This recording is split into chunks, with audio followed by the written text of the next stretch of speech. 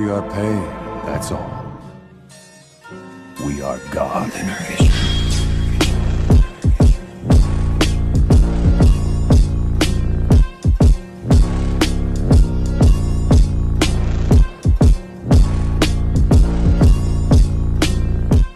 Hey guys. I'm back and I bring to you the part 7 of What If Naruto Gained Unwanted Immortality. The fourth Shinobi War has ended with the sealing of Kaguya and the Juubi in Naruto. As the years pass and his unwanted immortality becomes clear, what will Naruto do when everyone he once fought for returns to dust as the world about him changes? Don't forget to hit like and subscribe and check the author in the description. Let's start. Chapter 47, Downfall of Arrogance and Pride. Still within Naruto's mindscape. What do I want? Scoffed Naruto, looking unbelievingly at the hovering white dragon. In case you don't remember, you guys are the ones that barged into my mind and tried to raise the village behind me to go through my memories. And don't think I didn't hear what you flying lizards planned on doing to my mind. Especially that one. Naruto waved his hand towards the other dragons, who all merely glared back, before pointing at the mud-brown dragon who glowered at him with murderous eyes. Had it been when they were alive, Umarath would have been ashamed for what they had done. But these were trying times, and there could be no uncertainty in doing their tasks, even if it meant pillaging someone's mind. Hardening his serpentine eyes, Umarath attempted to display dominance as he flared his wings, covering much of the village in shadow and blocking the sun from the odd human's view. You are an unknown, a factor that could potentially be worse than Galbatorix.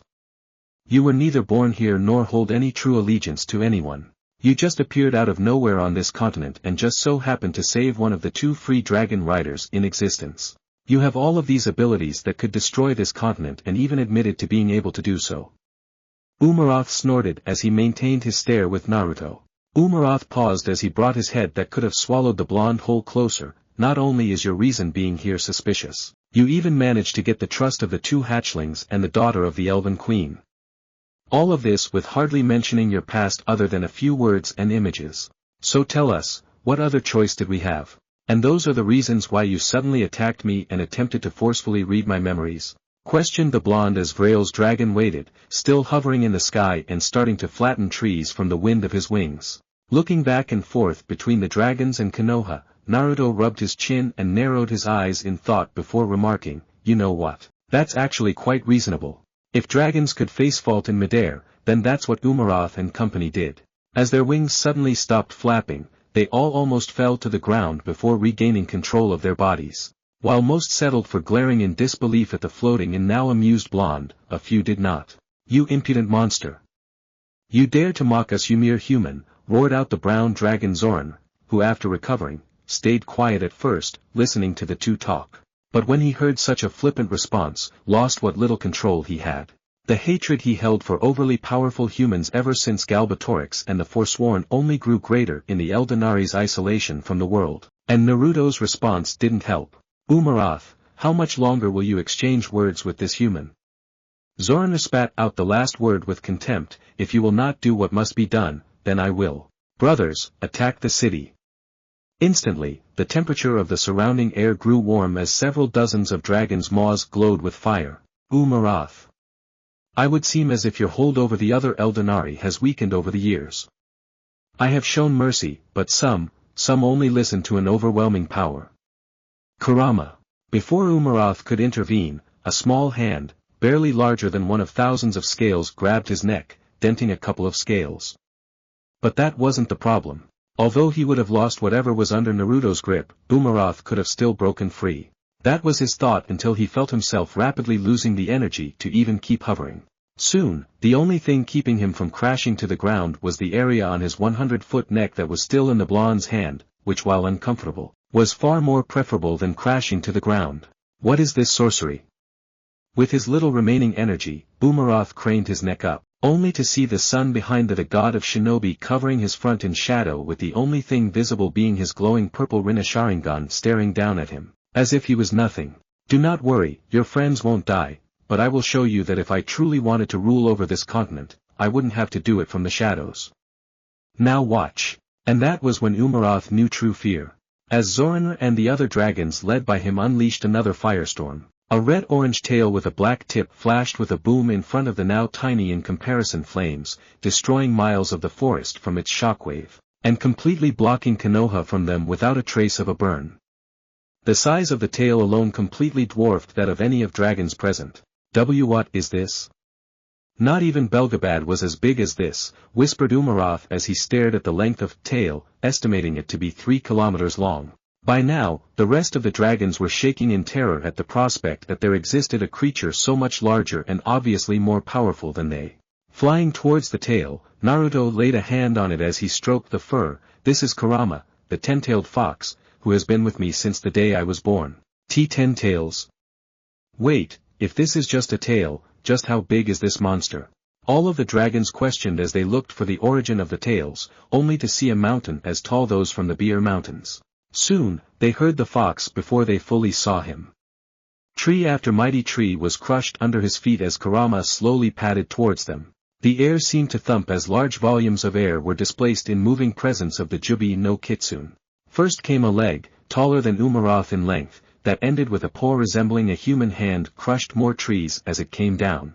Next came his head, with a maw that the white dragon could have fit in if he so chose and red eyes that glared at the intruders. Then came the rest of his main body, all 2 kilometers of it.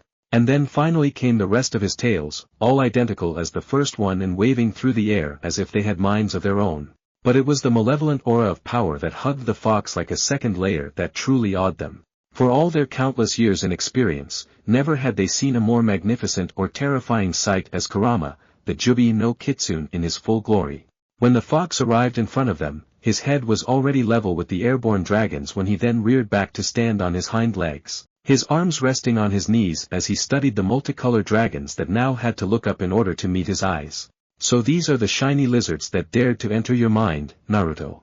The air rumbled as Kurama looked disdainfully at the dragons, in particular the ones that attacked his host again.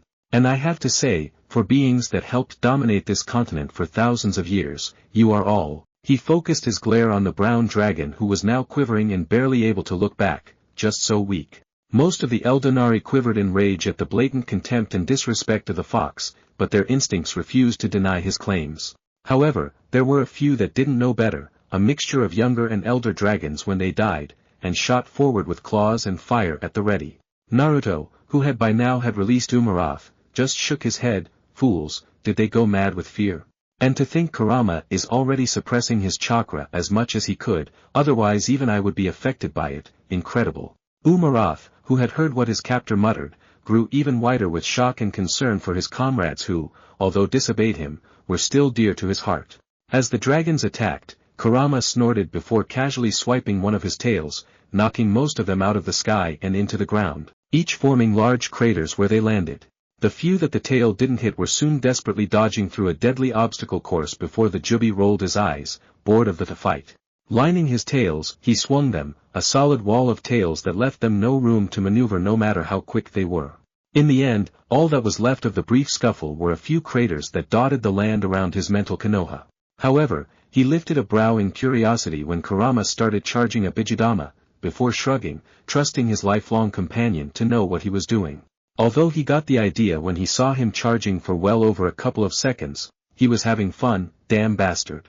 Meanwhile, when the giant fox smashed the other Eldenari into the ground, Umarath initially panicked, but sighed in relief when he felt that while injured heavily, they still lived.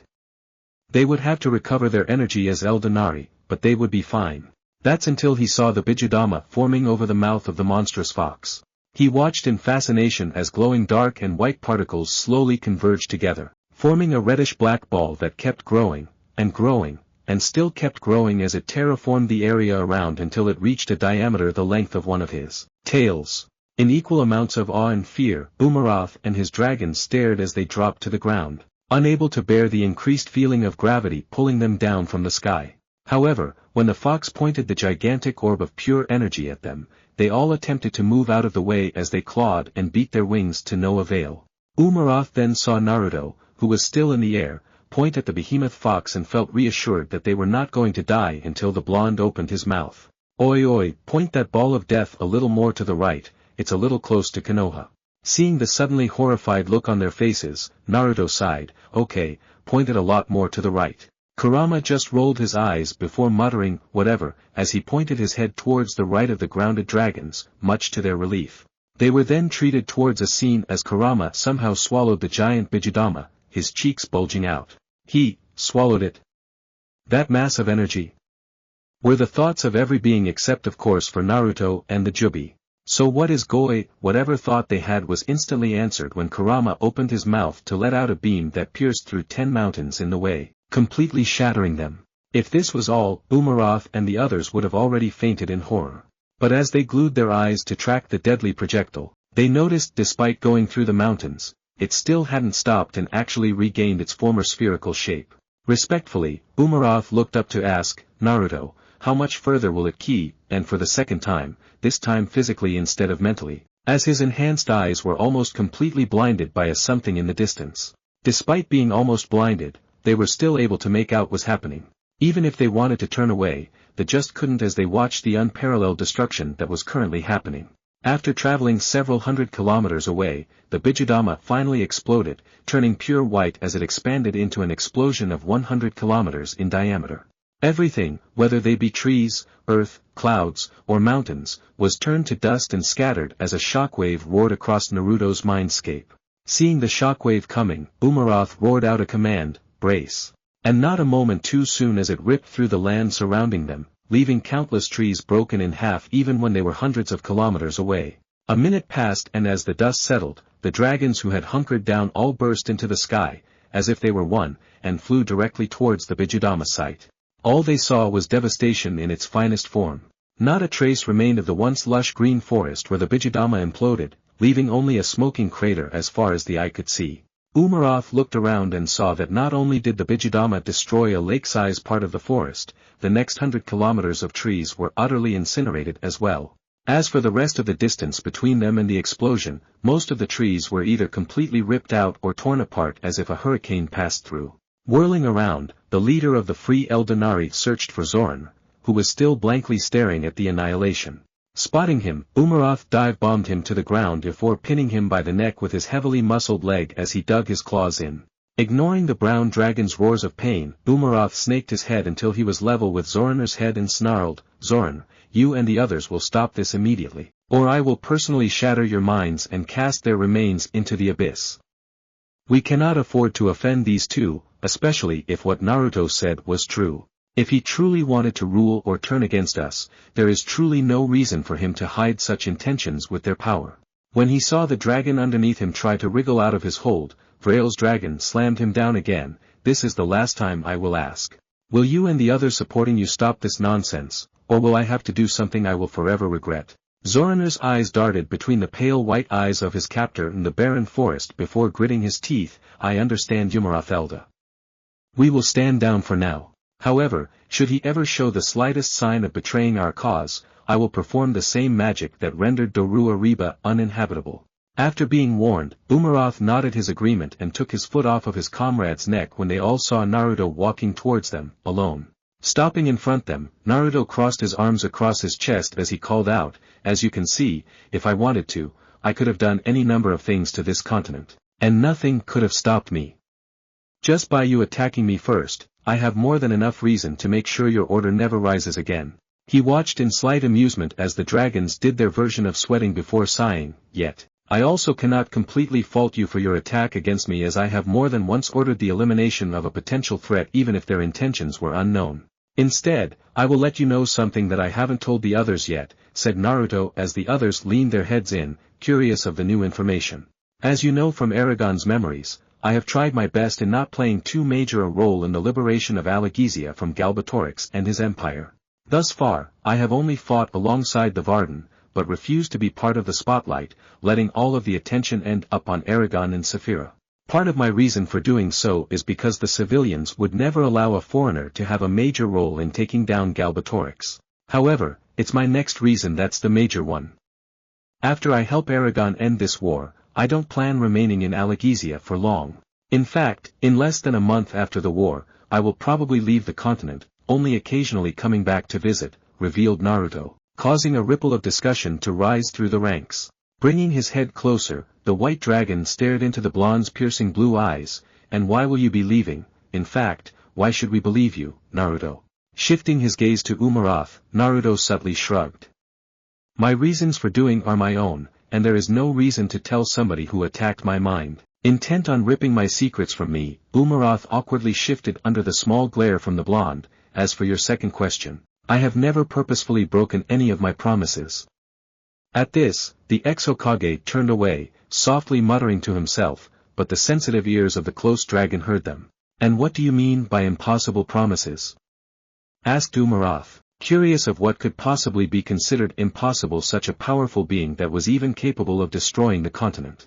A moment of silence passed before Naruto darkly chuckled. I once promised my allies that I would never let any of my friends and comrades die, as long I was there during the greatest war my people have ever known.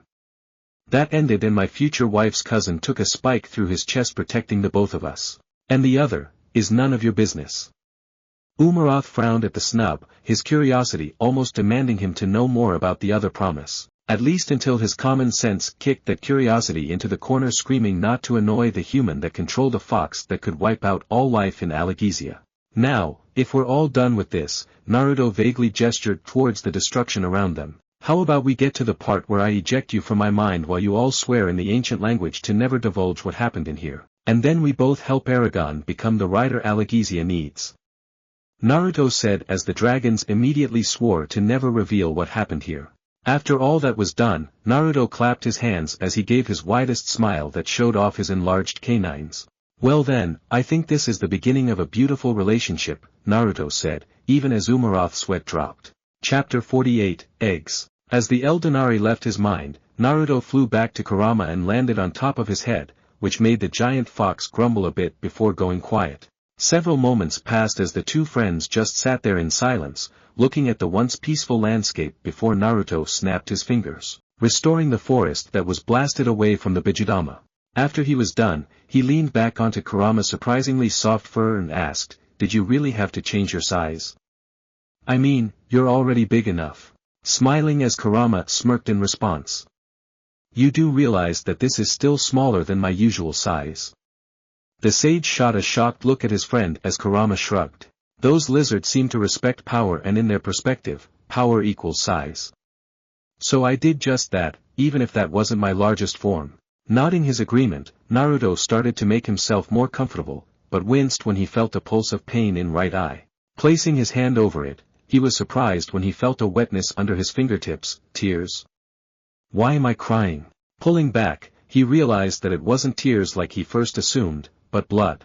Instantly, his mind went back to his experience with the Sharingan, or more specifically the Manjikyu Sharingan and its eternal version. Whenever the eye was overused due to a technique, the eyes bled as a warning to the user from using it again. But when did I even use my eye? Naruto wondered as patted the head he was sitting on. Oi furball, the Juubi bristled at the nickname but stilled when he heard the rest. Did you notice me using my eye at any time? Well, yes you did, brat, started Kurama as Naruto perked up, waiting in anticipation only for it to be dashed mercilessly against the ground. You used your eye to look at things. Now I know you don't use that sorry excuse you call a brain, but I would have thought even you would have picked up that used your eyes to see things. Now that I think about it. A swarm of tick marks made themselves known as Naruto started to shake in annoyance as the giant fox obliviously continued, seemingly unaware of his passenger starting to channel his inner rage into a fist. However, the completely aware fox grinned as he decided to stop poking fun at the blonde. You know, I was wondering when you were going to ask that question, considering what your clone sent you when your mate kicked it in the nuts. That stopped Naruto dead in his tracks as he went over the memories he received again, stopping when the clone first used a Menotejikura and questioned the powers of his right eye. I see you finally reviewed your clone's memories. And you are correct, while your left eye contains a Menotejikura that the Uchiha brat once used, your right eye has something powerful, a power that even I shudder at. The Juubi no Kitsune said in a low voice, already knowing the abilities behind the blonde's right eye since he was the one to fully integrate it into his body and truly become a part of him. And when exactly did I use this ability? And what is it? Alarmed, Naruto asked with unconcealed curiosity, wondering what exactly was this ability that managed to unsettle someone like the giant fox. I'm sure you remember when the old Juubi shot Bijudamas everywhere, right? Kurama asked, to which Naruto nodded. Well, those Bijidamas were already over 100 kilometers across, and they were not even close to being fully charged ones. The Juubi was after all the planet itself in a way, and even when driven mad, did not want to destroy its own planet. But the key point is that the Juubi was not complete, since Gyuki and I were out at the time. Do you understand what I'm saying? Naruto's eyes briefly lost their usual glow at the memory of how Bee and the Hachibi insisted they fuse with the ten-tailed Kurama, before they grew wide as he swiftly understood what the fox beneath him was trying to say. So you mean to say that I absorbed the chakra used for the Bijidama from a distance? Kurama snorted at the blonde's answer, but honestly couldn't fault him for coming to that conclusion, as the latter was hard to imagine.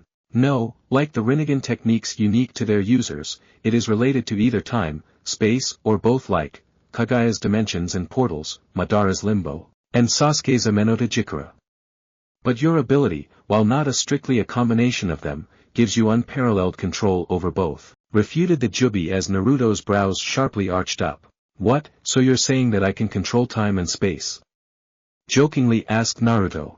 He was then dislodged from the forehead and flipped into the air until he landed on the nose. Looking back, glowing pair of eyes stared right back at him. Yes, that is actually exactly what I mean, and I am sure you can already deduce what happened.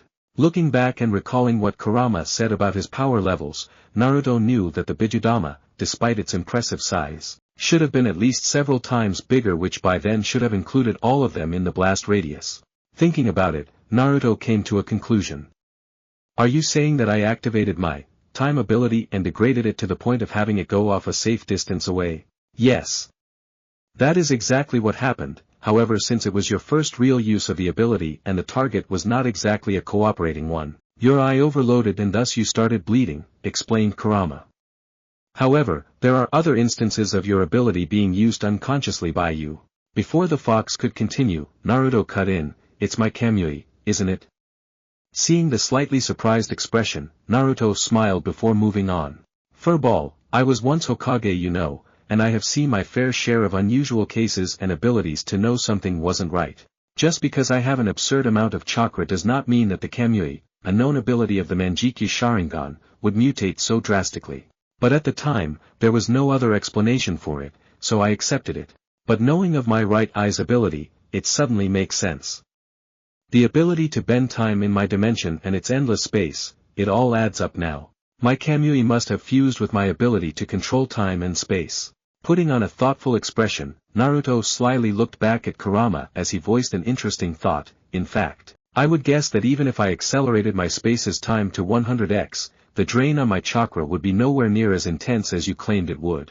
But why would you hide my own ability from me? It slipped from my mind. And with that, Naruto proceeded to face fault off the nose and into the ground, a kilometer away. Kurama just sighed at the antics of his host before he picked up the blonde with his claws and flung him back up onto his head. After several minutes of insults and retaliations that may or may not have decimated a mountain or two, the two friends eventually stopped, panting in slight exhaustion before Naruto started to walk away to lean on a tree. Sighing, Naruto went through what he learned about the apparently godlike powers of his right eye, before grumbling about having to train in a power that he had next to no knowledge about. Kurama merely rolled his giant eyes before forcibly ejecting Naruto from his own mindscape. How does that even work anyways? It's my mind, damn fox gives me no respect these days, not that he ever did, mentally muttered Naruto as he came back to the real world. To his surprise, there was no indication from either Eragon or Saphira that he usually received when he spent time conversing with his tenant, which at first puzzled him a little until he realized what must have happened. Another unconscious use of my right eye. This is worrying. A power I can't control is not only dangerous to me but to everyone around me, and that's unacceptable. I'll need to find time to fully concentrate on handling this power. So engrossed was he in planning a training regime for his newfound power, he didn't realize a certain elf approaching from behind until she placed a hand on his shoulder. Startled, Naruto instinctively started to unseal a kunai before he relaxed when he felt the chakra signature of Arya. Silently chiding himself for almost pulling a weapon on her, Naruto started to greet her but noticed a look of concern in her eyes and in turn saw a reflection of himself in her clear emerald eyes. Like in his mindscape, his right eye was crying tears of blood. So the damage was carried to the physical world despite using it in my mind. That's a little annoying. Naruto thought irritably before Arya gently placed a hand over his eye and murmuring, "Ways Heil." Despite his near-instant healing, he still felt a warm feeling spreading from her palm and through his eye, hastening the process. After a second or two, Naruto could feel that his eye was fully operational. Taking the hand that was over his eye, Naruto brought it to his lips before placing a kiss on the back of her hand, earning a small smile from Arya as she saw that nothing was wrong. Meanwhile, on the sidelines, Eragon and Saphira were staring with bulging eyes and jaws to the ground at the small scene between Naruto and Arya. Eragon had seen this type of interaction more than enough times between his cousin Roran and his cousin's fiancée Katrina to know that this wasn't an action between friends, but lovers. As for Saphira, other than what was blatantly visible, she could just smell the hormones being released from the two. In unison, the two pointed, one with a finger and the other a claw, at the new couple. When did this happen? An hour ago. Anyway, we're not here to discuss what happened between Arya and me, but to check what's in this vault of souls. Naruto quickly answered as Arya stepped next to him before once again intertwining their fingers. That's true, in that case. Eragon rounded towards the dragonic humanoid. What was that for? We came in peace, and in return you ripped our minds apart and took control of our bodies as you proceeded to do the same to Naruto. Why? And just who are you? I know you are Eldenari, but just who ordered to almost mentally cripple us? Sharply looking at the man beside her, Naruto shook his head as he gestured for them to merely spectate and let events unfold. We will talk about it later. However, if those rocks are anything I think they are, then the Eldenari were completely justified in taking such drastic methods. Noticing the rocks on the concentric benches, Arya focused her eyes on them, at first finding it difficult even with her enhanced vision. But once she caught of the shapes, she instantly knew what they were. How could she not? Who could be more familiar than she when for the better part of a century, she played courier to the most precious object at the time in Allegezia. Immediately, her heart started hammering in her chest as her knees grew weak, almost unable to believe the sudden turn of events. As Arya was about to sag to the floor, Naruto placed a hand at her hips and supported her against his side, having been in her situation before. My name is Umaroth. My rider was the elf Frail, leader of our order before our doom came upon us. I speak for the others but I do not command them, for while many of us were bonded with riders, more were not, and our wild brethren acknowledge no authority but their own. Umaroth mentioned the last statement with a hint of exasperation, as it was them that kept attacking the human, no the monster in human skin. If the fox, Kurama, didn't show such strength, I fear we would have disappeared from these lands. Turning his thoughts back to the hatchling pair, Umaroth continued, as for why, well it would seem the elf behind you has figured out what we have been hiding. Take a closer look, and behold our legacy. Furrowing their brows, Eragon and Saphira turned their heads toward the objects they had at first noticed before they were attacked. They were smooth and ovoid and appeared to have been sculpted from stone of differing colors. As with the orbs, some were large and some were small, but regardless of their size, their shape was one he would have recognized anywhere. With a similar if not greater reaction than Arya's, Eragon and Saphira slowly walked their way towards the objects, fearing that they might be trapped in an illusion preying on their hopes. It cannot be. But it is, hatchlings, and nor do your eyes deceive you. Here lie the last of the free Eldenari, as well as the eggs that we have guarded for over a century. Once Naruto and Arya heard this, they shifted away from the chamber, leaving the new generation of dragon riders with the elder dragons. Arriving near the archway from whence they came, they stopped as they observed Eragon take off his glove and place the hand with the Gedway Ignatia onto one of the eggs, with a solemn expression. So this is the secret they were hiding from the rest of the world. Impressive. Naruto mused as Arya slowly shook her head, still leaning on him despite having recovered from her shock. It is more than impressive, it's a miracle. You were not here when Galbatorix and the Force Ron searched the entirety of the continent and Doru Ariba, even though it was already a dead city because of Thuviel imploding his body, leaving no stone untouched. And out of those years of searching, they were only able to recover 3 eggs. Even when this war ended, it was almost guaranteed that the Age of Dragons would come to an end due to there being so few dragons, refuted Arya before gaining a gleam in her eyes. But now, with all of these eggs, the dragons won't die out and a new generation of dragon riders can form. Nodding his understanding, Naruto froze when she mentioned Thuviel, starting to connect the dots. So this is why Thuviel killed himself and the rest of the remaining riders. It was all to draw attention away from the eggs and Eldenari. Shocked, Arya ran through the facts and soon came to the same conclusion. The man would have been a good shinobi. Seeing her look of confusion, he explained, a shinobi's greatest weapon is not any kind of jutsu, but rather deception. For even the greatest can be felled by a weaker opponent if taken by surprise. Inclining her head in agreement, the two then watched as Eragon spoke a few words in the ancient language and the Eldenari disappeared into a small black hole, which was only as large as a grain of sand. However, the eggs remained in the chamber, along with the metallic dragon humanoid that sat on its throne. Walking towards his friend and teacher, Eragon and Saphira paused when they reached them. Naruto, Umarafelda wanted me to tell you that he although deeply apologizes for invading your mind, he doesn't regret doing so, and would do it again if given a second chance. Naruto lifted an eyebrow, but didn't say anything as he would have done the same. But it was the next thing that Eragon said that took him completely by surprise. However, he did ask me to tell you that as an apology you may check the eggs and see if any react to you. Silence filled the room as Naruto stared at Eragon and the black speck behind him in astonishment. Hey Kurama, I'm hearing things right? Did the group of dragons that we basically threatened to blow up just offer up one of the last eggs in the land that they have guarded for over a century, to me? The Juubi in Naruto's gut was equally dumbfounded. I don't know Naruto what possessed these lizards to give you one of their kits, but humor them for now. Besides, if one does hatch, I mean we'll have a new pet to play with. The giant fox widely grinned at the thought of raising the dragon with his own brand of tender loving care. It would be fun to toss it into the air to see whether it flies or goes splat after all.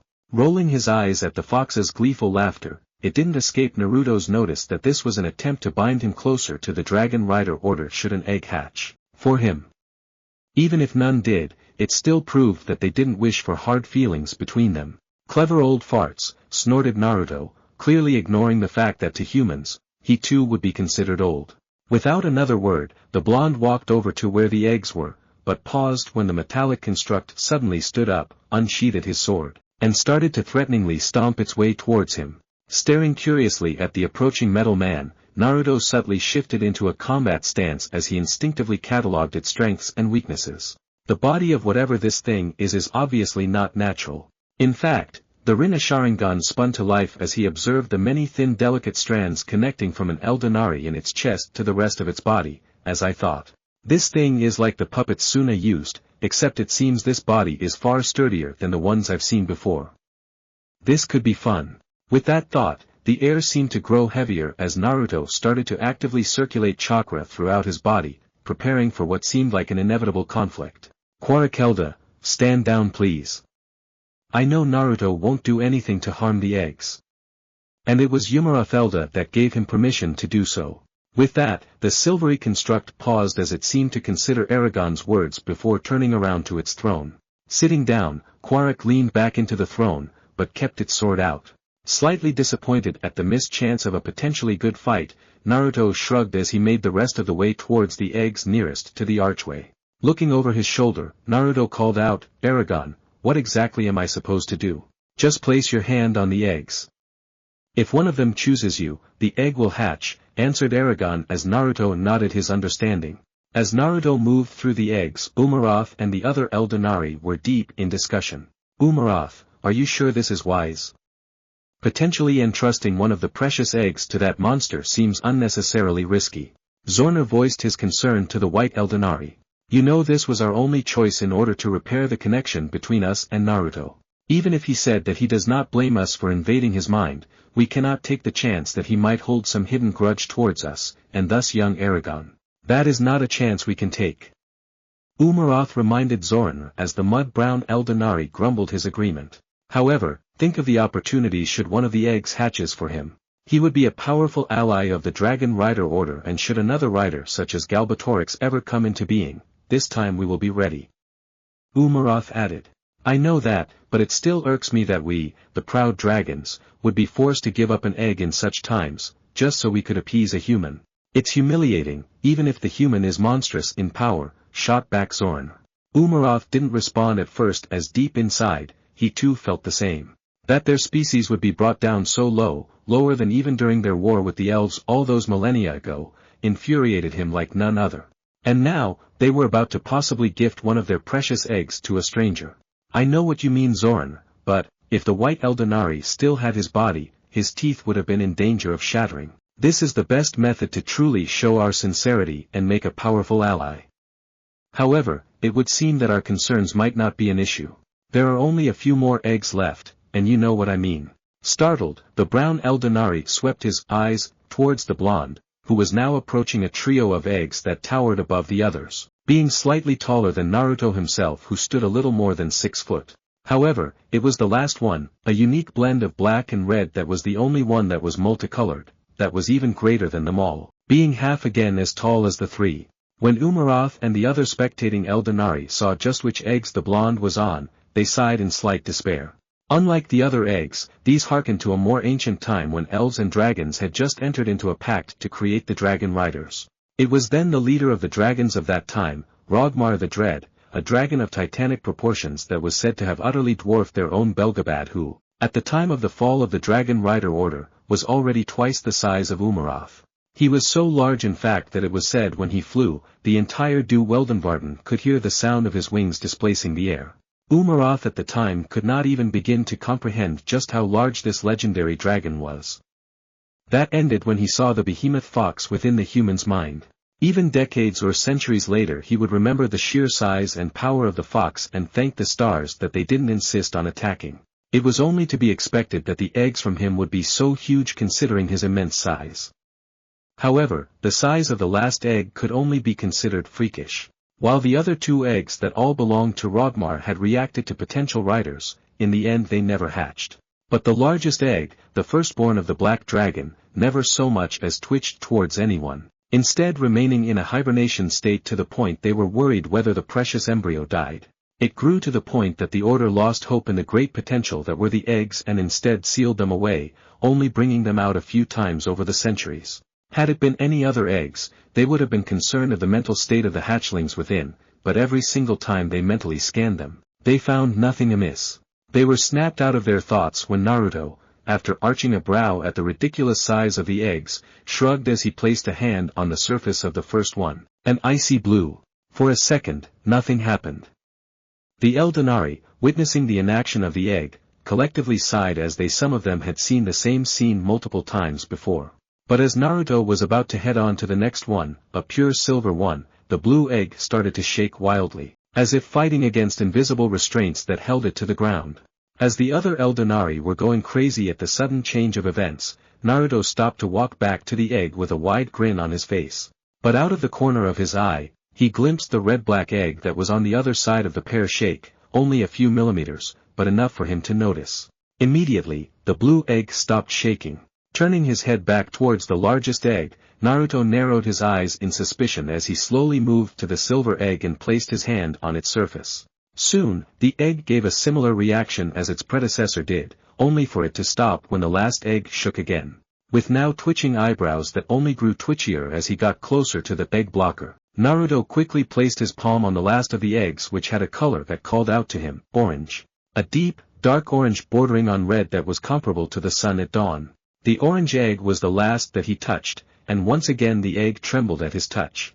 This time though, when the red-black egg expressed its dissatisfaction, the orange one continued to tremble and there were even tapping noises coming from within the shell.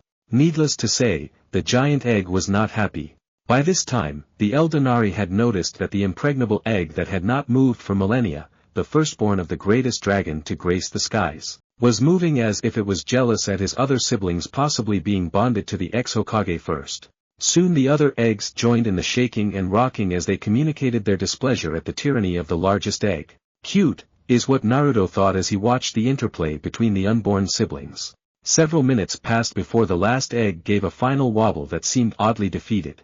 Chuckling under his breath, Naruto made his way to the troublemaker egg before placing his hands on his hips and staring up at the gigantic egg that towered over him. A few seconds passed as the blonde kept up his stare at the egg, and to his amusement it seemed to shrink under his scrutiny. Finally, Naruto broke the silence. "You know, that was very rude of you. Wobble. I would have eventually gotten you, you know," sighed Naruto. "Wobble wobble. You should apologize to the other eggs." "I'm sure they'll forgive you if you do," advised Naruto as he pointed at the others, which were all vibrating simultaneously. This time the egg didn't move at all. Naruto narrowed his eyes. If you don't apologize to them, I won't accept you. I don't want to bond with a dragon that can't put aside his pride when he was in the wrong. The egg remained still for only a second before it started to vibrate along with the others. The frequency it vibrated worried Naruto a little, as no matter how large, a baby dragon should still be rather fragile. Finally, the egg stilled and it seemed as if they were watching the blonde that they had obviously chosen, waiting for his next move. He touched the big egg. Chapter 49, Birth of the Greatest. Even as Naruto was about to touch the egg, Umarath and the other Eldenari were in an uproar. The one thing they never could have imagined was happening, right in front of their non-existent eyes. Eragon. You must get closer to Naruto. We must witness the moment that egg hatches. Umarath all but roared into Eragon's mind as the poor rider rocked on his heels in surprise. Umarath Elda, just what has gotten you and the other Eldenari so excited? Is it because of those eggs Naruto is touching? Questioned Eragon as he quickly strode closer to the blonde whose hand was only a few inches away from the last egg. Eragon Finiro, what you do not know is that those eggs are extremely special and could be considered as the crown jewels of the Dragon Rider Order. That is because they are from the clutch of Rogmar the Dread himself, first of his name and the greatest of all dragons. Now that got Eragon's and Saphira's attention. From the texts they read from Oromiz, it was this very dragon that first entered the dragons into the Dragon Rider Pact with the elves and was described as the greatest of all and future others. However, they are also considered as the greatest failures of the order. Eragon nearly stumbled at the sudden change of opinion when before Umarath was praising the eggs and their sire to the sky. This is because despite all these millennia, they have never hatched for anyone. While the smaller three have reacted, they never became dragons. But the bigger one has never once reacted to anyone, not even a little. What you are about to witness is the birth of the strongest dragon and dragon rider to ever walk the planet. Eragon's eyes widened as he increased his pace towards the oldest eggs, needing no further convincing when finally, Naruto touched the red-black egg. The effects were immediate as after a second of intense trembling, a snap resounded through the chamber when a large crack appeared on the gem-like shell. Naruto watched in fascination. Additional cracks appeared alongside the first and encircled the top part of the egg. Then at the top of the egg where all the cracks met, a small piece wobbled, as if it were balanced on something, rose and toppled to the floor with a heavy thud. Everyone waited with bated breath as a rather large claw latched onto the edge and pulled its owner out the rest of the way. Soon, a large, scaly black head popped out, its red eyes open for the first time since the beginning of the Dragon Rider Order. And staring right at Naruto. XXX. Darkness. That's all a certain baby dragon knew of for the longest time. The only exceptions were 3 bright points of light like the stars in the night sky that illuminated the area, but not enough to drive off the black gloom that was his egg. On occasion, he saw these multicolored lights twitch, shudder and more than once almost extinguish. But in the end, they always came back to their original states to provide what little light in his purgatory. They were born to be the greatest of the dragons and as such, their rider naturally had to be the best without a shadow of a doubt. And so the years passed. Century after century, his isolation continued with only some minor disturbances now and again. Just because he never had contact with the outside world did not mean that he was ignorant. Oh no, unlike other inferior beings, a dragon could absorb knowledge even during the egg stage. However, most of said knowledge is locked away and slowly introduced over time in order to not overload their young minds. However, he and his siblings were different. Most eggs only stayed as such for at most a century before they hatched for their rider. For wild dragons, it was even shorter as there was nothing keeping them from hatching. He and his siblings were not like most. Except for a few instances, they never reacted or shown any signs of coming out of their eggs. And because of that, they grew far more mature while in the egg stage than most dragons did after hatching. And while other baby dragons who stayed in their eggs too long became odd and twisted, they continued to grow more mature. As such, the unborn dragon knew that the small disturbances were from elves and humans looking to be his rider. Inwardly, he scoffed whenever he felt their power and intentions.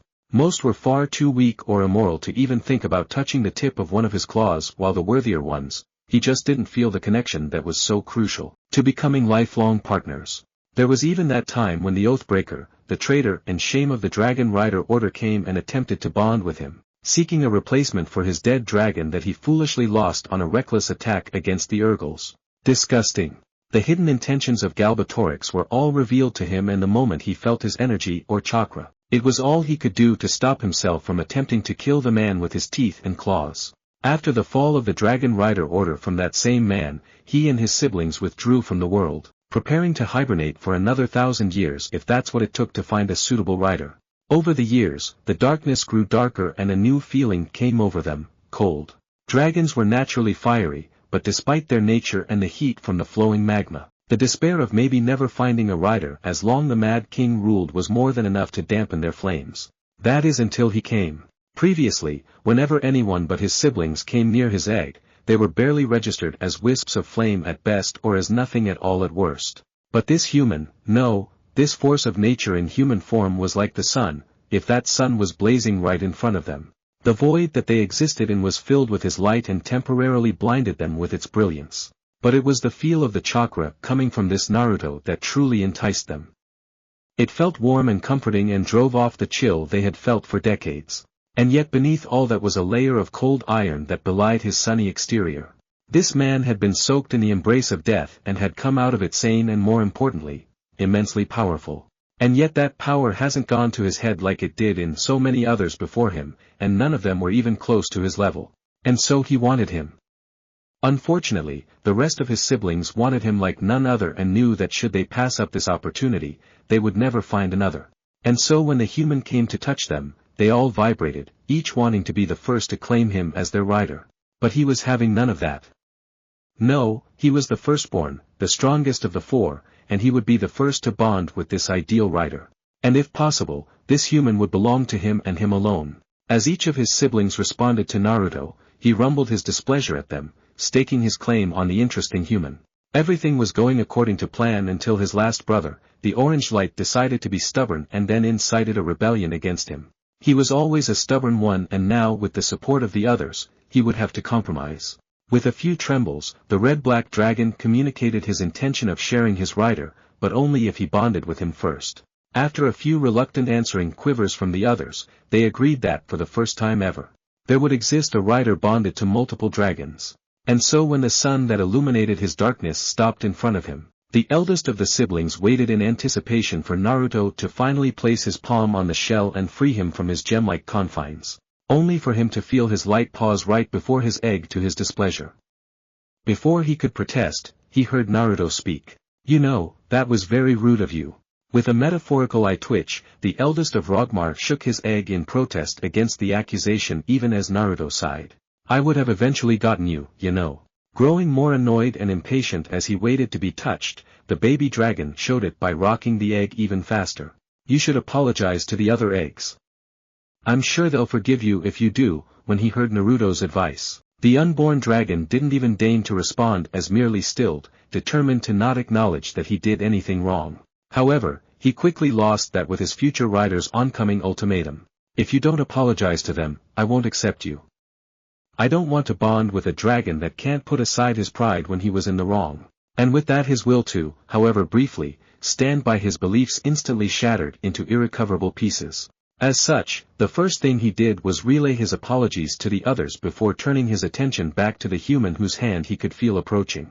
To his already refined senses, he felt as if the hand was moving in slow motion instead of the second it really took to reach his egg. And when it finally did, he felt the spells preventing him from cracking open his prison fade away. Immediately, he set to cracking his previously impenetrable with his sharp talons.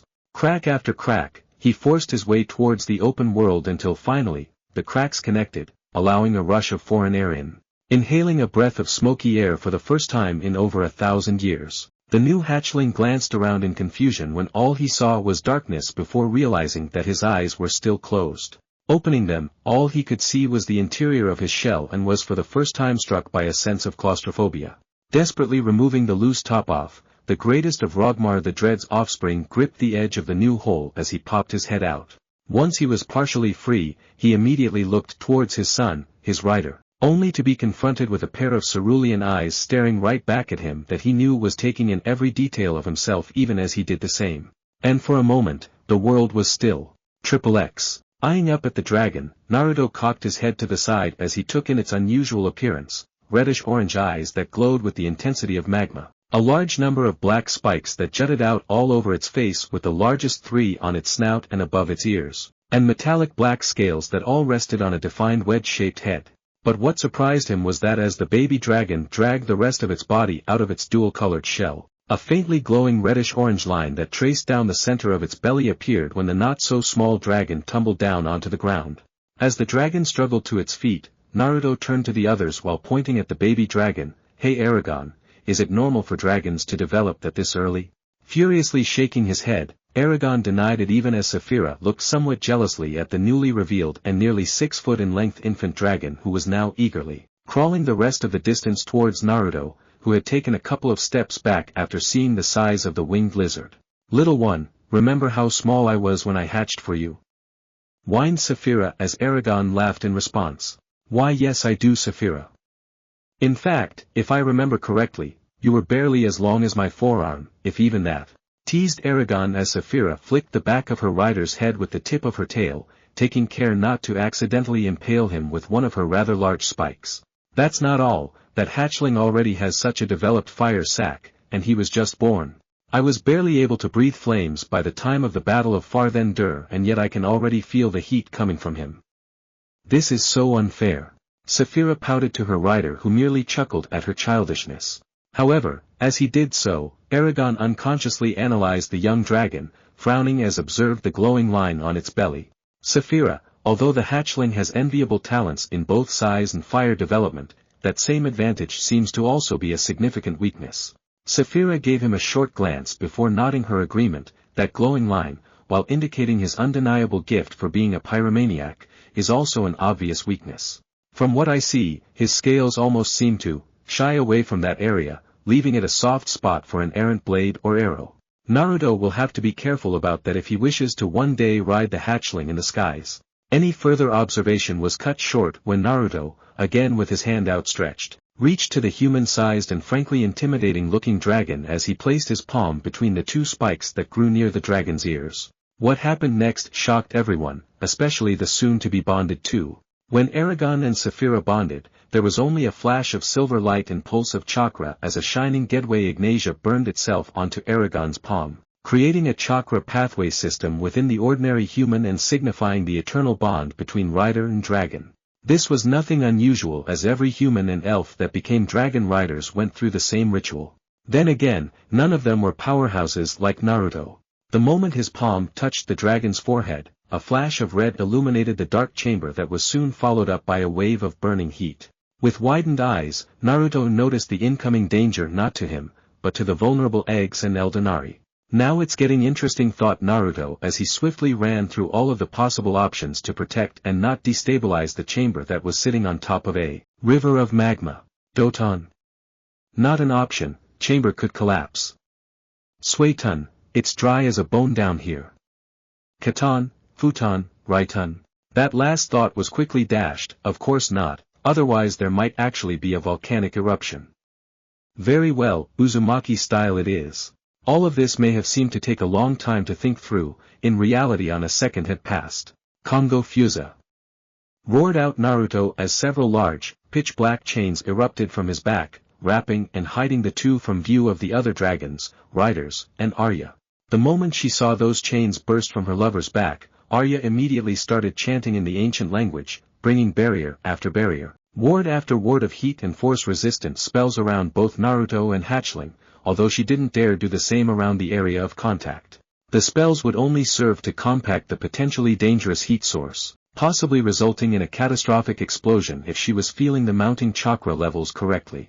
As Arya watched the flames under Naruto's palm grew brighter and hotter before they were hidden away, she had a feeling that she would be put in this situation many a times as long she was with Naruto. Away from prying eyes, Naruto had long noticed the erected wards his mate, as Kurama put it, placed around him. After softly smiling, his attention was soon diverted back to the situation at hand. From what he knew from the texts in the library of the elves and his own hypothesis regarding the gift of a chakra network from the dragon to rider, there shouldn't be such a surge of chakra, at least from dragon to rider. The only danger of the ceremony was the amount of pain that the new rider went through. However, he felt nothing, no pain, no real discomfort really. But the dragon on the other hand. With that observation, his mind screeched to a brief halt before furiously rebooting as he fleshed out what was happening. Instead of the dragon gifting a chakra network to him, he was instilling his own chakra into it. With every second that passed, the glow released by the fiery line across its belly grew brighter and hotter. Activating his Rinne-Sharingan, Naruto watched in wonder as the chakra that was once chaotically swirled around in its body slowly but surely organized itself into familiar pathways that he had helped Saphira form earlier. As the once disordered chakra arranged themselves into chakra pathways, the dragon groaned as he slowly grew in size, reaching lengths that should have taken months if not years. But most importantly, tiny streams of liquid fire started to leak from the center line of his stomach, hissing as they dripped onto the stone floor. The young dragon, who had no name, only had one thought. And that thought was pain. It hurts, it hurts, it hurts, it hurts. He felt as if his very blood, his essence, had turned to the same fire that once decimated legions of men, dwarves, and elves. Then to the dragon's amazement and horror, he felt burning not only on the inside of his body, but also on the outside as liquid fire trickled over his scales, creating small rivulets in their path as they burned their way to the ground. No, no, no, no, it can't end like this, not when I finally met my rider. With a roar of both pain and desperation, the dragon grasped at something, anything that could help him to pass this trial by fire. In doing so, the bonding dragon unconsciously reached through the hand that was still placed on his head. And as he did so, a miracle only dragons were capable of happened. Meanwhile, Naruto could feel his hand that was in contact with the dragon burn with the ferocity of a wildfire. But it wasn't the pain that disturbed him. After all, he had felt far worse whenever he engaged the version 2 cloak. No, it was the tiny pricks he felt in his eyes as they watered in response to being irritated by the foreign chakra that suddenly hooked onto the chakra that was channeled through his eyes. Before he could respond to the possible threat, the dragon's chakra swiftly withdrew back to its origin, bringing with it unprecedented change as the dragon jerked its head from his touch. As the dragon's body melted itself at the seams, something other than liquid fire dripped from his body. A pitch-black metal, the same shade as his scales, mixed with the volatile substance as it defied gravity to flow over and around his body, temporarily creating a hybrid armor of scales and shining metal plates. With his eyes, Naruto noticed that although the change in his dragon's appearance was startling, it was what the metal was truly and the astonishing changes that were occurring inside the dragon's body. Those metal plates. Naruto muttered as he curiously raked over them with his eyes, taking note of how instead of just pure metal, there were chakra pathways running through them, supplying them with a constant source of energy. They're alive. Interesting, but what prompted the change? He continued to observe the changes as the liquid metal proceeded to further reinforce and in some places completely alter the outside structure of the dragon's body. But when he looked past the chakra-ridden armor, his eyes widened when he saw similar energy signatures starting to mix and intertwine with the internal structure of the dragon's body. Even though he didn't possess the Byakugan, he could still faintly make out the outlines of the organs, bones, and to a lesser extent the chakra pathways. With a resounding groan and a heavy thud, the dragon dropped under the sudden increase in his weight before struggling back up as the black metal made its way to reinforce his muscles. After the armor hardened and the innards were fully bonded, the dragon rider ceremony was complete and the two chakra-bound partners for the first time truly looked each other in the eye as the chains around them slowly retreated back into Naruto's body. The dragon, who had only taken a brief glance at Naruto, observed the man who was now his partner, friend, and most of all rider. Sun-kissed blonde hair that somehow didn't lose its luster underground. A tanned lean but powerful build that belied that amount of destruction it was capable of. A badly burned hand, blackened and crisped to the point he could see the white of bones, healed at a rate that he could see new muscle and skin flowing over the terrible injuries until nothing was left that indicated any kind of wound. And those eyes, he shuddered as he peered into those silver-purple eyes with concentric circles and strange little marks circling the center. It wasn't only the appearance that slightly disturbed him, however. The sheer power those eyes gave off was awe-inspiring, as if with just a touch, they could rip his soul from his body. He had no idea how close he was to the truth at that time. Meanwhile, Naruto analyzed the drastically different form his dragon. Damn, this is weird. Who would have thought that within a year of me leaving, I would become so closely linked to a creature only known in legends. Although I do have to say, he looks quite intimidating, even though he's still but a child. With that, Naruto took in the final appearance of Rogmar the Dread's eldest. The original 6-foot body of the dragon had almost doubled by the end of their bonding, armored in thick black metal plates that mostly covered the original black and red scales. At his full height, his head was leaved with the blondes, an ominously glowing abdomen that despite the new armor, still managed to indicate the potency of the flames stored within. And finally, the eyes.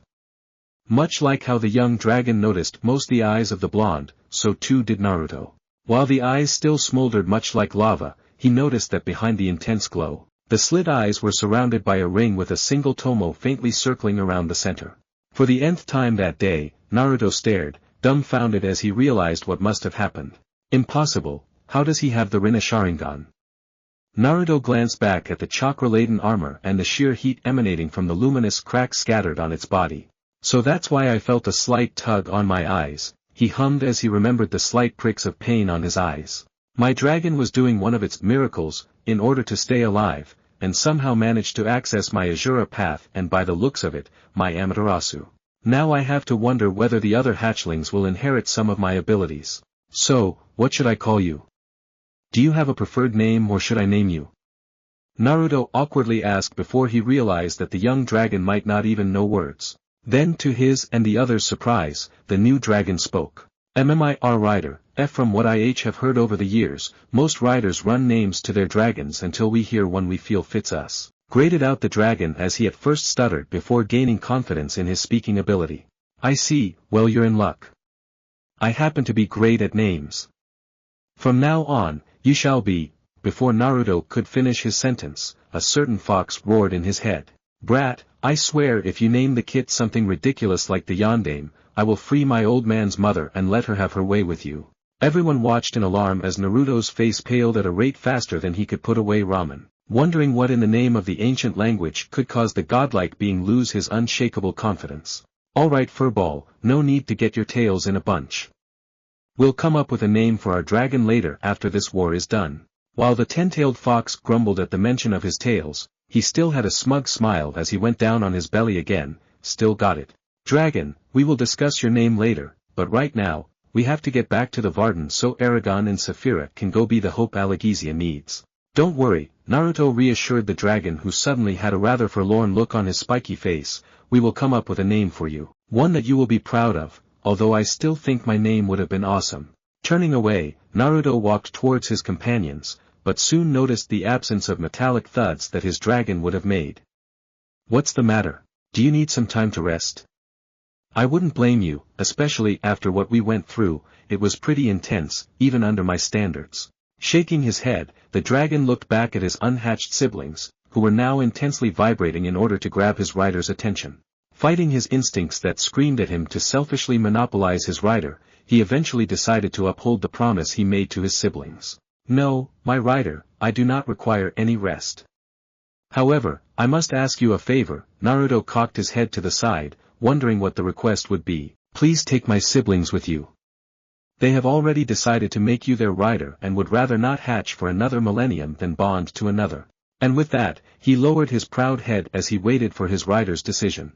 This put Naruto in a tight spot as technically, he was supposed to choose only one egg, and now from what his dragon was saying, his three siblings wanted in. Staring at his Getaway Ignatia, a fiery crimson ruby surrounded by darkness with the sun of the Sage of the Six Paths layered on it that now shone on the palm of his right hand, Naruto sifted through his options before coming to a conclusion. Oh boy, at this rate my Kamui dimension will become a home to dragons, thought Naruto as he called out, Hey Eragon, tell Umaroth that I will be taking these 3 eggs, and that's non-negotiable. However, Naruto waved finger as he silenced whatever protest Eragon was about to relay from the Eldenari. I won't do this without paying you back. So tell me, what do you want in return for the eggs? Several minutes passed as the Eldenari argued amongst themselves, from possibly restoring their bodies to asking the overpowered blonde for a serious favor, should the dragon rider order ever need it. Finally, they came to a decision. As they relayed their answer to Eragon, the young dragon rider widened his eyes in bewilderment before gaining an uncomfortable look on his face. Naruto, Umaroth and the others have come to a decision, and personally, I don't like it. Raising an eyebrow, Naruto gestured for Eragon to continue as he grew curious of what this request was. In exchange for the 3 eggs of Rogmar the Dread, they ask you for only thing, the knowledge of Galbatorix. Eragon grimaced at the very thought of taking anything from the Mad King as Naruto merely gained a thoughtful look. Are you positive this is what you want? Seeing Eragon nod, Naruto shrugged in acknowledgement. So be it, before Galbatorix is struck down, I will transfer whatever knowledge he has to you, and that will be all. Now, I believe we have a war to get to and a certain someone to train. Oh, don't look at me like that, Aryaheim, you might even find this fun ho ho ho. Pouting, Arya crossed her arms under her already sizable bust that even under stiff leather armor couldn't be concealed as she shuddered at the upcoming training.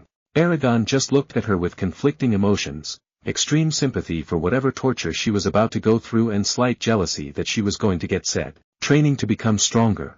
Shaking his head, Eragon cast his dark thoughts aside, knowing that Arya was much closer to Naruto than he ever could be and that the Eldenari were already going to teach him everything they knew, so there would be no time for extra training even if he wanted it. Picking his head back up, the unnamed dragon looked at Naruto in gratitude, although he was still a little miffed that he would be sharing his rider. At least it was with his siblings. Noticing his dragon stare, Naruto turned back as he sucked in the eggs with his Kamui, settling them in a region where his clones trained in Yotan jutsus.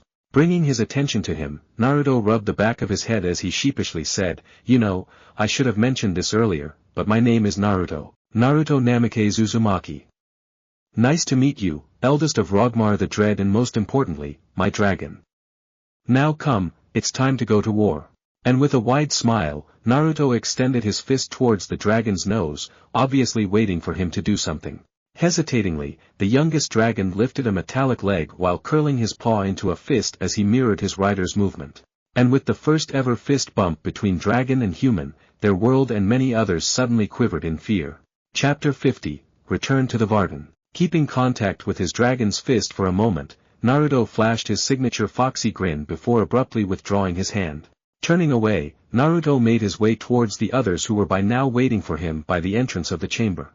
In contrast with his silent footsteps, heavy metallic thuds rang out, jarring their sensitive ears as the 12-foot-long dragon padded just behind his rider. "So, you're a dragon rider now? I have to say, I never imagined you being one," Eragon remarked as Naruto and his dragon passed by him and Saphira on their way to Arya who was waiting for them to join her. "Neither did I, Eragon. When I first came to this continent, I never expected to form any kind of permanent bonds. Although my people were capable of amazing, if mostly destructive feats, immortality itself was a very rare one. Even then, our immortality was a perverted version of the one the dragon riders and elves have. I won't tell you more, it's best if no one else knows about it." Naruto pointedly looked into the dust-sized dimensional hole. I wonder if I could use my eye power to see the Eldenari within that space. Wondered Naruto as he sent even more chakra into his right eye. Then to the shock of everyone except the Eldenari, who hadn't forgotten the blonde's earlier display of power, the originally minuscule hole expanded until it reached the height of the entrance, revealing glowing crystalline orbs as they pulsed at different intervals while bathing the rest of the chamber with a soft light. Closing his eyes, Naruto withdrew the flow of chakra that ran through his eyes as they switched back to their original cerulean blue. With the switch, the pocket dimension once again closed itself off from the rest of the world. Upon opening his eyes, Naruto was greeted to the astonished gazes of Eragon, Saphira, Arya, and most of all his dragon. The first three quickly recovered as they just chalked it up to their friend and to one of them, lover, as just another impossible event turned possible in the ordinary life of Naruto.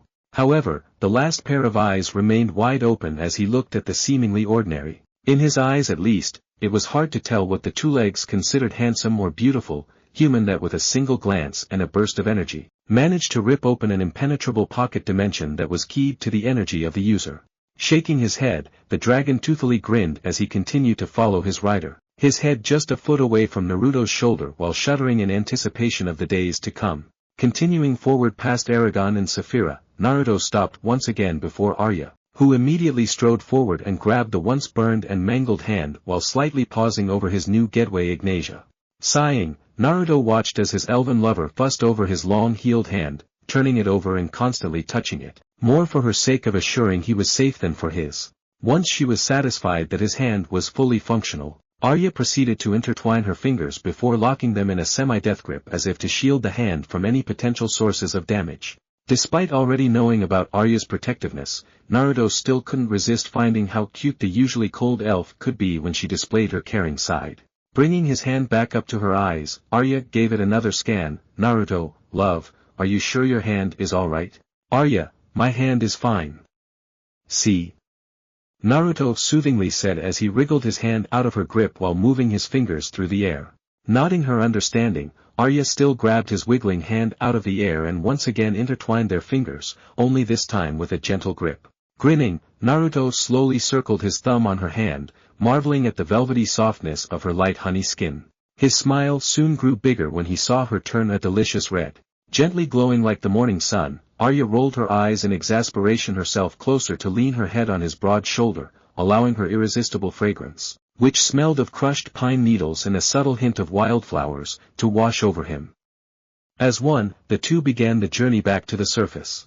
Meanwhile, the others, including the newborn dragon, stared at the blatant display of affection the two were showing, shocked at the degree of obvious warmth and love the normally stoic elf was showing. As the couple slowly ascended with a grace known only to those who had completely control over their bodies the passageway under Doru Ariba, seemingly lost in their own world. Hey Saphira, is it just me, or is this really happening? Eragon nudged Saphira on her side as he wondered how in Allegezia the two were already so comfortable with being so intimate already.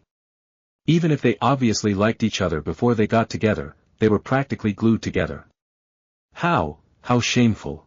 And with that, he covered both of his eyes as Saphira glanced away from the spectacle only to roll her eyes at the childishness of her rider.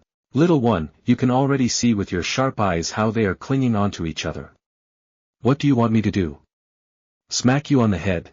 Although Eragon didn't answer, she could feel through their mental link the beginning of a nod. And so, with a light flick of her tail, the same tail that decapitated many an Urgal and human, Saphira whacked him from behind, snorting in amusement as Eragon, for all of his formidable strength and chakra reserves, was face planted into the stone floor. As Eragon sputtered and was in the process of getting back on his feet, Umarath and the other Eldenari sweat dropped as they wondered whether they shouldn't have waited for another 100 years for another rider.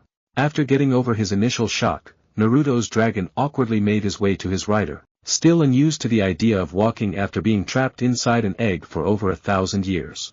Not wanting to be forgotten, even if it was because of his rider's mate, the eldest of the six was about to poke Naruto's shoulder with his snout when suddenly, he felt a hand land on his snout, the only part of his face that was not completely armored in metal spikes.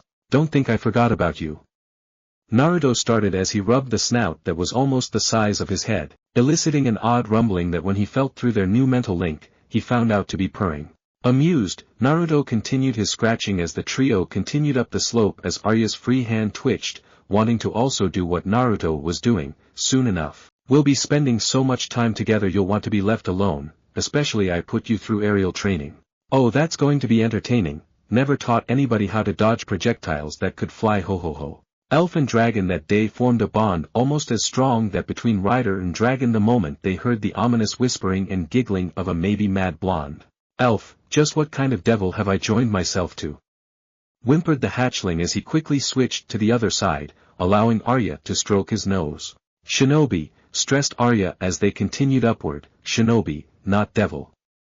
When the dragon looked at her confusedly, she patted his nose. Once you two have time alone, I am sure he will tell what you wish to know. Just be ready for hell on Allegezia when he mentions training, it is actually just a way for him to let out his inner sadist. Beside her, Naruto pouted as a small thundercloud formed above his head, startling everyone as it started to rain, pelting the blonde with tiny raindrops although he stayed dry. After several moments of watching and wondering how he was not wet, Arya rolled her eyes as she tugged him forward up the tunnel with the others following several steps behind.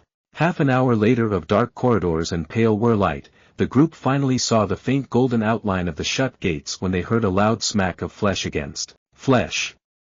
Startled, they all swept their gazes towards the source, only to see a fading red handprint on Naruto's forehead as large tears were pouring through his eyes. Slightly disturbed by the abnormally large tear drops flowing from the edges of the blonde's eyes, they continued to watch Naruto cry anime tears as he muttered under his breath, "Stupid, so stupid. Why didn't I just Kamui past these stone doors? And shut up furball, this isn't funny." Everyone, except for a certain dragon, rolled their eyes once again as they watched the most powerful being in the world beat himself up about not getting past the most well-kept secret in all of Allegezia. Said dragon looked at everyone in slight confusion, wondering who exactly this furball was, as the last time he looked, nobody was particularly furry. His question was answered when his partner glowed a malicious red before something popped with a puff of smoke above his head. As the smoke cleared, there were several reactions. Eragon, Saphira, and Arya looked in amusement as they saw the fox that embarrassed their friend earlier when they first arrived. Umarath and the others watched in horror of seeing that beast, no matter how small or innocent it looked, out in the open air. The dragon just looked dumbfounded, wondering where in the world the tiny fox came from. Before he could ask, Naruto spoke through the link, "We'll talk about this later. By the end of the day, you will know everything there is to me, along with your siblings." The baby dragon dragged his eyes away from the odd fox as he nodded his understanding to the blonde who had stopped crying and was looking at him. After his episode, Naruto coughed into his hand as he raised a question. "So now what? I'm guessing you don't want me to force our way through these doors," Naruto said jokingly as Umarath and the other Eldenari mentally protested. Within a second, the doors slowly opened as Umarath uttered a phrase in the ancient language. Free of the confines of the earth at last, the remnants of the Dragon Rider age looked out on their greatest pride, as well as their greatest failure. Doru Ariba, capital of Romgard and most importantly, home and sanctuary of the dragons and dragon riders, now an abandoned ghost town and ruined buildings. All because of a few traitors. But most of all, because of our arrogance that blinded us from recognizing the obvious threat right before our eyes. Eragon heard Umarath sigh as the elder dragon reminisced about the disaster that forced their once proud race into hiding in the darkest corners of all the land. "Do not worry, Umarath-elda," Eragon and Saphira thought back as they watched Naruto send Arya and his dragon into his personal dimension and then appear with a burst of speed on top of Saphira's back. "When we finally defeat Galbatorix, we will create a better order. One that shows compassion and understanding to all but the most despicable of criminals. While it will not bring back the dead or grant you your old bodies, we can make sure that such a mistake never happens again, even if we must draw ourselves away from Allegezia herself." Looking sharply at his young charge, Umarath realized that Eragon, despite his age, already knew what had to be done. "You are correct, hatchling. Once Galbatorix is defeated, the people of the Empire will rejoice at his downfall, but at the same time will reject any rider from helping them. This rejection will last for years, decades, and possibly even centuries after this day, and so our only option is to fade away. Should Allegezia ever need us, we will be there, but in return we will stay away from any minor conflicts and let the other races figure out their own problems." As Eragon climbed onto the saddle attached to Saphira, she was too large to just jump on now. He thought on his elder's words and wondered, not for the first time, just where would they go after killing Galbatorix. However, he placed those thoughts to the side as Naruto yelled out from behind him. "So, what do dragons eat exactly? Because I can feel from my bond that my dragon is getting rather hungry." Before Eragon could answer, Umarath supplied one. Naruto Finiral, back before Galbatorix, the snail-like creatures, or Snaugli, were a favorite of ours.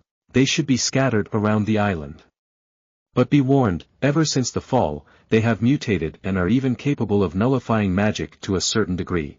No sooner had the words left the White Eldenari's mind when several dozen clones of Naruto popped out from behind their creator and dashed away in a blur, hunting for poor 5-foot-tall giant mutated snails to send back into the Kamui dimension for the dragon to feast on. One clone remained behind as Naruto winked at Eragon. "Well, I'm off to go have some fun with my pet, I mean my students." "Well then, later." Said rider watched in amusement as his fellow rider disappeared in a swirl of black before patting his own dragon on her sapphire neck. "Let's go, other half of my life. We have a war to win and a king to kill." For the first time in a century, the roar of a dragon rang out through the dead city of Doru Ariba as Saphira roared out her agreement before pouncing into the sky with her power hindquarters and following the directions the Eldenari were giving as she flew the long distance between Vromgard and the mainland. Some time later. Meanwhile, in the Kamui dimension, a certain elf was frantically running through a giant forest as all manner of weapons including kunai, shuriken, maces, hammers, and swords thudded directly where she was milliseconds ago. "Damn it, Naruto, I knew that this training was going to be brutal, but why did you not at least blunt the blades? Arya complained under her breath as she quickly ran only one seal for a kawarimi, disappearing in a small puff of smoke as several shuriken impaled themselves into a log before a mace came sailing into the picture, completely shattering the log into splinters. Sweat dropping both in exasperation at the now destroyed log that could have been her and in exhaustion, Arya shot an evil glare up at the blonde in the tree who, just moments ago, was laughing maniacally as he summoned and then launched the thousands of projectiles from the large scroll he was holding in his hands. Man, I can see why Tenten always had that smile on her face whenever she used this scroll. It's oddly satisfying to throw weapons until my target is a pincushion. Naruto grinned when he saw the look Arya was giving him. Had enough, Arya? I understand that after a couple weeks of dodge training, you're getting tired of it. But you have to admit, you've gotten much better at the kawarimi. Naruto called out as he jumped down in front of Arya. Although she didn't want to admit it, her control over the kawarimi had improved dramatically to the point that after maybe another day or two of training, she could utilize the jutsu without any seals. Say Naruto, after all this time with you, I have never seen you personally train. Your clones don't count. Arya quickly cut off Naruto when he opened his mouth to argue. Snapping his jaws shut, Naruto raised a thoughtful eyebrow before rolling up the sleeves and on his arms and his pants as he sent a burst of chakra through the seals on his limbs. Definitely looking at the script that glowed for a second and not her lover's tanned and well-muscled arms and legs, which Arya absently thought how odd it was that she never saw them until now. The elf looked in interest at the graceful and esoteric symbols that flowed over said limbs. Seeing Arya's questioning gaze, Naruto pointed at the seals around his wrists and ankles. The script you just saw on my arms and legs are part of an area called Fuinjutsu and are called seals. So far, I have shown you taijutsu from our spars, ninjutsu from the elemental attacks you have seen, and genjutsu when I pulled you and Eragon into my Tsukuyomi. You've seen the destructive capabilities, both physical and mental, of these different areas of jutsu have when performed. But, Naruto paused as Arya listened with rapt attention, waiting for the next part. Despite how powerful they are, almost none of them can match what Fuinjutsu can do. Arya widened her eyes in astonishment. She had seen how Naruto shattered the heavily reinforced armor of Phelan with blindingly fast punches and kicks and then proceeded to destroy an entire plateau with nothing but a dropkick. She also remembered how he used a gigantic wooden dragon that remained undamaged despite being bathed in dragon fire. And finally, she remembered how Eragon found his true name in a matter of minutes through a Tsukuyomi. And to think all of this couldn't match this Fuinjutsu. Impossible, how could this be? What could mere writing possibly be able to do that the jutsu you have shown us cannot? By the log, you even brought back the spirit of Brahm back from the realm of the dead. After training extensively in the kawarimi for 2 weeks, she was all but converted to the religion that many of the shinobi back in the elemental nation swore to. What you say is true, but I must remind you that the only reason I was only able to do so was because of these eyes. Naruto said as he pointed towards eyes that had morphed into the Rinne Sharingan before switching back. The few jutsu that could possibly match or surpass Fuinjutsu are mostly related to these eyes. But remember when I prolonged the amount of time you all had back in Elesmera? That was through seals. The time when I broke the connection between Phelan and his dragon, Fuinjutsu. Seals can do anything, literally anything as long you have the knowledge and imagination to do so. But I diverge. These seals you see on my arms and legs are called resistance seals and as its name implies, they make any action I do that much harder. Right now, I just set my seals to 60x resistance. Before it was 45x, but after I found my true name, my body was partially reformed and now I need higher resistance seals. Naruto stopped as he placed his thumb and index finger on his chin. Now that I think about it, I really should place these seals on you so that you can train all the time. Arya just stood there in shock as she, not for the first time, realized the huge difference in power between them as she not for the first time grew dejected, at least until Naruto wrapped his arms around her. After becoming a couple for over 2 weeks, the amount of embarrassment she used to feel from simple touches and hugs from Naruto decreased. Now all she felt was warmth and security as she let herself be held by her son, the one person that could make her feel such fuzzy feelings. Knowing that due to her upbringing, Arya still had slight problems with being in an unequal relationship as she put it. Naruto chose his words carefully after holding her for a minute. Arya, don't be discouraged by the power difference between us. You are remarkably powerful even compared to the shinobi back in my homeland and just your words would make you a force to be reckoned with. And all of this without realizing the true potential of the chakra within you. Pulling slightly away, Naruto raised his right hand as he brushed her cheek, still marveling at the silkiness beneath his thumb just like he had during the first time as he looked deeply into her eyes. "Naruto," whispered Arya before a finger pressed onto her full lips. "I love you for who you are, not the amount of power you have. But if you still feel insecure, then I will train you into the ground, bring you forth from the edge of physical and chakra exhaustion, and by the time I'm done, you will have all of the power you could ever want. Remember, you have one thing almost nobody back home had, immortality, a powerful tool if used correctly. So don't," Naruto pulled their foreheads together as the tips of the noses touched, "don't ever become disappointed in yourself, because I sure as hell am not. I love you Arya, no matter how powerful or weak you are." With those words, Arya just melted into his embrace as all of her previous worries and doubts that had always been somewhere in the back of her mind just vanished, like a shadow in sunlight. Raising her head slightly, Arya suddenly surged forward as she pressed her lips against his and slightly closed her eyes. Stunned for only an instant, Naruto responded as he drew her closer with one of his hands pressing on the curve of her spine, the leather breastplate she always seemed to wear molded against his muscled chest, while groaning in pleasure as his other hand tangled itself in her midnight black hair. Ever so gently so as to not startle her, Naruto tilted her head further up as he deepened the kiss before lightly nibbling on her sensitive bottom lip, drawing out a surprised moan of passion as she felt electricity run through her nerves and down her spine. "Oh, I could really grow to like this," thought Arya as her toes curled from the newfound enjoyment of their kissing and her hands bunched the back of his shirt at his shoulders, desiring only for this moment to go on forever. Unfortunately, all good things have to end. Boom. Just as Naruto was about to go further with the kiss, a tremor ran through the ground underneath them as something of significant mass impacted the earth just a couple of miles away from them. Breaking off their kiss, Naruto whirled around as he shielded Arya from the incoming shockwave. Doton, Dorihiki. With a stomp of his foot, a 10 feet tall and 6 feet thick chakra-coated earth wall sprang up from the ground in front of them, fully shielding them from the blast. In the next second, the grass and trees around them flattened themselves to the ground as the solid wall in front of them stayed strong. A full minute passed until the aftereffects wore off. Receiving a message from the Kage Bunshin that was supervising his dragon's training, Naruto gained several ticks on his forehead as he again stomped the ground as he made the earth wall in front of them sink back into the ground. With a surge of chakra and a snap of his fingers, the clone that caused the mess was forced to undergo internal combustion as he exploded some distance away from them. What awaited their eyes bemused the both of them, more for Arya than for Naruto. Several feet in front of them was what looked like a black metal pile that occasionally twitched, which they realized was Naruto's dragon, who had almost doubled in length and size. Raising his head, the young dragon sheepishly looked over at the staring couple who he knew were doing one of their weird mating rituals from the mental connection they shared. Further behind him was the smoking remains of a 3-story tall meteor that now laid in several large pieces, scattered in the forest. As the dust cleared, the two walked towards the still twitching dragon as any dents in his armor were automatically mended due to the Azura path he inherited from his rider. Checking over his dragon, Naruto concernedly asked, "Hey, you alright? I know the training is supposed to be harsh, but I didn't think my clone would be flinging building-sized meteors at you this early.